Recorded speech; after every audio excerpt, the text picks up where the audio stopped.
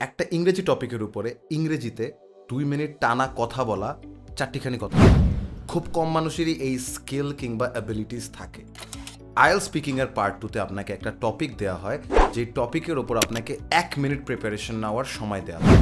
1 minute সময় শেষ, দেন আপনাকে টানা 2 মিনিট ওই টপিকটার উপরে অনর্গল ইংরেজিতে কথা বলতে হবে।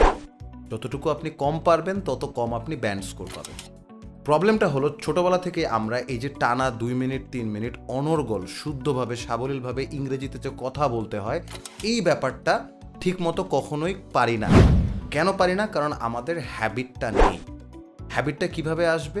There is a set of structure, there is a rule, there are certain formulas and there are techniques, যেগুলো যদি আপনি আপনার 1 মিনিটের প্রিপারেশন টাইমে অ্যাপ্লাই করেন, কথা বলার সময় নিজের কন্ট্রোলে থাকেন, তাহলে আপনার 2 মিনিটস যে কখন কেটে যাবে আপনি কিন্তু টেরও পাবেন না। ইংরেজিতে একটা প্রভার্ব আছে, time flies when you're having fun। আপনার একটা টার্গেট হওয়া উচিত এই 2 মিনিট এভাবে উপভোগ করা, যাতে 2 মিনিট যে কখন কেটে যায় এটা আপনি টেরও না পান। তার জন্য আপনার উচিত কিছু প্রপার টেকনিক্স এবং স্ট্র্যাটেজি শেখার।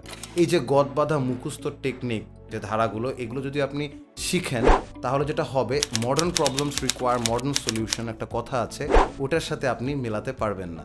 যদি মেলাতে চান তাহলে সাজেস্ট করবো আমাদের স্কুলের ইউটিউব চ্যানেল সাবস্ক্রাইব করতে পারেন, আমাদের প্লেলিস্টগুলো দেখতে পারেন আইএলটিএস স্পিকিং নিয়ে। আমি কিছু স্পিকিংয়ের এক্সাম নিয়েছি, সেখানেও দেখবেন পার্ট 2 যে অ্যান্সার দেয় তাকে আমি বলি তার প্রবলেমসগুলো এবং কি সলিউশন হতে পারে।